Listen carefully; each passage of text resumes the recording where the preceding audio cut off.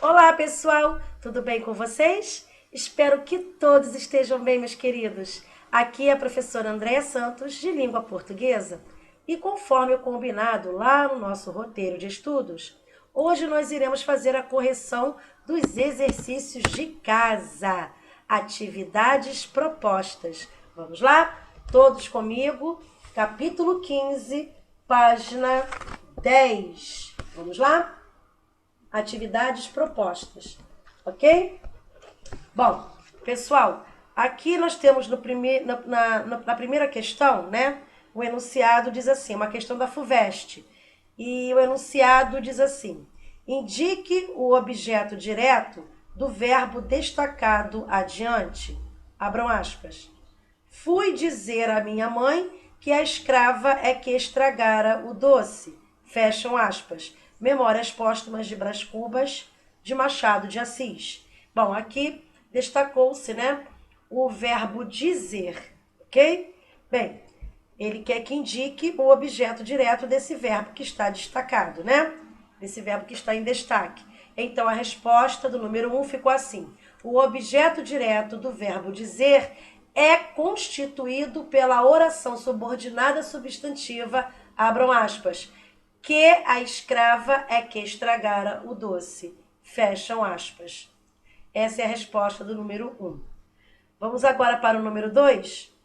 Na frase, abram aspas, Maria do Carmo tinha a certeza de que estava para ser mãe, fecham aspas. A oração em destaque funciona como? A oração que está em destaque é essa daqui, de que estava para ser mãe. Então ele quer saber, a oração que está em destaque funciona como? Só poderia ser a letra B, como complemento nominal, tá? Letra B de bola, como complemento nominal. Então, pessoal, a oração destacada aqui funciona realmente como complemento do substantivo certeza, tá? Porque quem tem certeza de algo, não é isso? Então, trata-se, portanto, de uma oração subordinada, substantiva, com função de complemento nominal. Ou seja, é uma oração subordinada, substantiva, completiva, nominal. Ok? Bom, número 3, vamos lá? O ar que respiro, este licor que bebo, pertencem ao meu modo de existir. É um texto de Álvaro de Campos, tá bom? Bom, o enunciado diz assim: é composto o sujeito da forma verbal pertencem, desculpa. É composto o sujeito da forma verbal pertencem. Agora sim, letra A. Qual é esse sujeito composto? Aponte seus núcleos. Então, a resposta da letra A do número 3 ficou assim. Os sujeitos de pertencem, né, da forma verbal pertencem, são os destacados a seguir. Vamos ver? O ar, né, o ar que respiro, e este licor, no caso que bebo, os quais possuem como respectivos núcleos as palavras ar e licor, tá bom? Então, os sujeitos de pertencem, do verbo pertencem, né? São justamente os termos o ar e este licor. E os respectivos núcleos são ar e licor, tá bom? Letra B. Qual a função das orações que acompanham cada membro desse sujeito? Então, a resposta da letra B do número 3 ficou assim. As orações que respiro, entre aspas, que respiro, e, entre aspas, que bebo, tá? Tem valor de adjetivo, caracterizando os substantivos ar e licor, respectivamente, né? Então, funcionam dessa forma como adjuntos adnominais. Vamos agora para a questão de número 4. Leia a frase a seguir. Se ela estiver mal articulada, transcreva, fazendo a correção. Então, vamos ler a frase? Abram aspas. Tem chovido muito ultimamente.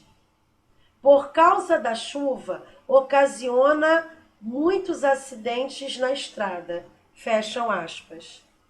Então, pessoal, a resposta correta do número 4 ficou assim. Vamos lá? Abram aspas. Tem chovido muito ultimamente, vírgula, o que tem ocasionado muitos acidentes na estrada. Fecham aspas. Também poderia ficar assim, abram aspas. Tem chovido muito ultimamente, o que ocasiona muitos acidentes na estrada. Fecham aspas. Ok? Número 5 agora, vamos lá? Nós temos um texto aqui. Abram aspas. Em Quincas Borba, recupera-se a narração em terceira pessoa para melhor objetivar o nascimento, a paixão e a morte de um provinciano ingênuo. Rubião, herdeiro improvisado de uma grande fortuna, cai nos laços de um casal ambicioso.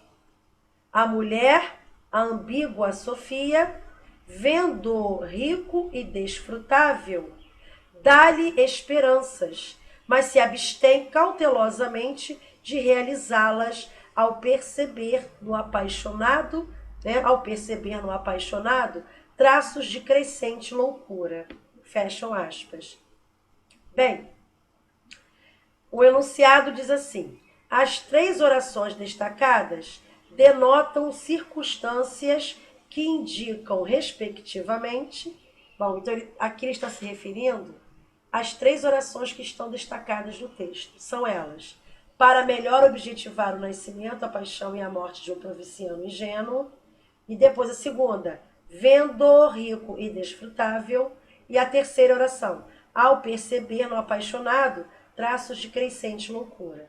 Ele quer saber, né, que essas 3 orações denotam circunstâncias que indicam, respectivamente, o quê? Então, só poderia ser a resposta de letra C, tá? C. Finalidade, tempo e tempo. Podem marcar, número 5, letra C. Então, as 3 orações destacadas, né, centradas em formas nominais dos verbos, indicam, respectivamente, circunstâncias de finalidade, né, assinalada pela preposição para, depois de tempo e tempo novamente. Ok? Então, a resposta certa é a letra C. Vamos agora para o número 6. Vamos lá? Leia com atenção as seguintes frases, extraídas do termo de garantia de um produto para emagrecimento. Primeira, esta garantia ficará automaticamente cancelada se o produto não for corretamente utilizado. Então, ele destacou aqui a oração: se o produto não for corretamente utilizado. Número 2, não se aceitará a devolução do produto caso ele contenha menos de 60% de seu conteúdo. Então, ele destacou aqui a oração: caso ele contenha menos de 60% de seu conteúdo. Terceiro, as despesas de transporte ou quaisquer ônus decorrente do envio do produto para troca corre por conta do usuário. Bem, letra A. Reescreva os trechos destacados nas frases 1 e 2, substituindo as conjunções que os iniciam por outras equivalentes e fazendo as alterações necessárias. Então, a resposta da letra A do número 6, pessoal, ficou assim. Abram aspas. Caso o produto não seja corretamente utilizado, tá? Número 1. E no número 2, abram aspas. Se ele contiver menos de 60% de seu conteúdo, fecham aspas. Então, essa é a resposta da letra A. Tá? Se referindo à primeira e à segunda, primeiro e segundo trecho, né? Primeira e segunda orações. Letra B. Reescreva, olha aí, ó, reescreva a frase de número 3, fazendo as correções necessárias. Então, a resposta da letra B do número 6 ficou assim. Abram aspas. As despesas de transporte, vírgula, ou quaisquer ônus decorrentes do envio do produto para troca, vírgula, correm por conta do usuário. Fecham aspas. Ok? Número 7.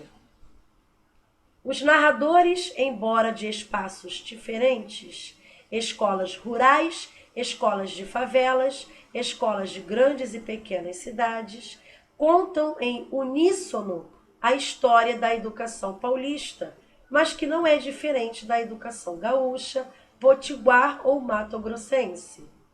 Bom, vamos lá? Que alternativa reescreve o texto anterior sem alterar-lhe o sentido? Então, a resposta do número 7 é a letra D de dado, tá? Os narradores, apesar de procedentes de espaços diferentes, contam em uníssono a história da educação paulista, que não é, todavia, diferente da educação gaúcha, potiguar ou mato-grossense. Então, a resposta certa do número 7 é a letra D de dado, ok? Número 8. Bom, aqui nós temos um texto, né, cujo título, Os Cinco Sentidos, que vai responder às questões de número 8, de número 9 e de número 10. Vamos ler aqui rapidinho? Os cinco sentidos. Os sentidos são dispositivos para a interação com o mundo externo, que tem por função receber informação necessária à sobrevivência. É necessário ver o que há em volta para poder evitar perigos. O tato ajuda a obter conhecimentos sobre como são os objetos. O olfato e o paladar ajudam a catalogar elementos que podem servir ou não como alimento. O movimento dos objetos gera ondas na atmosfera que são sentidas como sons. As informações, baseadas em diferentes fenômenos físicos e químicos, apresentam-se na natureza de formas muito diversas. Os sentidos são sensores cujo desígnio é perceber de modo preciso cada tipo distinto de informação. A luz é parte da radiação magnética de que estamos rodeados. Essa radiação é percebida através dos olhos. O tato e o ouvido baseiam-se em fenômenos que dependem de deformações mecânicas. O ouvido registra ondas sonoras que se formam por variações na densidade do ar, variações que podem ser captadas pelas deformações que produzem em certas membranas. Ouvido e tato são sentidos mecânicos. Outro tipo de informação nos chega por meio de moléculas químicas distintas que se desprendem das substâncias. Elas são captadas por meio dos sentidos químicos, o paladar e o olfato. Esses se constituem nos tradicionais 5 sentidos que foram estabelecidos já por Aristóteles. Bem, é um texto de Lúcia Santaella, tá bom? Bom, número 8 diz assim: a leitura atenta do texto permite afirmar que, só poderia ser a letra C, né? Os sentidos são sensores que têm a função específica de perceber cada tipo distinto de informação, seja ela baseada em fenômeno físico ou químico. Então, seja ela baseada em fenômeno físico ou químico. Então, a resposta correta do número 8 é a letra C. Número 9. O vocábulo relacional que aparece 4 vezes no primeiro parágrafo, exercendo pela ordem as seguintes funções. Só poderia ser a letra A, né? De sujeito, objeto direto, sujeito, sujeito. Ok, pessoal? Então, o pronome relativo que, né? O pronome relativo que, ele desempenha a função de sujeito em que vocês vão observar na passagem, né? Que tem por função, né? Referente ao substantivo sentidos. Então, desempenha a função também de objeto direto do verbo impessoal haver. Na passagem, é necessário ver o que há em volta, né? E desempenha também função de sujeito na passagem que podem servir, entre aspas, né? Que podem servir, né? Que no caso é o antecedente elementos, né? E na passagem que são sentidas, entre aspas, que são sentidas como sons, cujo antecedente é a palavra ondas. Não é isso? Por isso que a resposta certa do número 9 é a letra A. Tá bom? Vamos agora para a última questão, né? Questão de número 10. Vamos lá? O segundo parágrafo do texto, tendo em vista sua organização sintática, constitui-se basicamente de orações complexas, isto é, de orações principais seguidas, nesses casos, por orações, só poderia ser a letra D de dado, por orações adjetivas. Letra D de dado, ok, pessoal? Então, aqui no segundo parágrafo, né? Segundo parágrafo, em sua maioria, as orações principais, elas são seguidas de orações adjetivas, que são introduzidas por pronomes relativos. No caso, o pronome relativo que aparece em 7 situações. 7 situações. E o pronome cujo aparece em uma situação só. Então, essas estruturas são exemplos, né, do que se pode chamar de orações complexas. Ok? Então, a resposta certa do número 10 é a letra D de dado. Ok, pessoal? Bem, nós encerramos aqui a correção dos nossos exercícios de casa, né? As atividades propostas. Não esqueçam de colocar os nomes e a turma aqui nos comentários, tá bom, meus amores? Fiquem todos com Deus. Um grande beijo e até o próximo vídeo. Tchauzinho!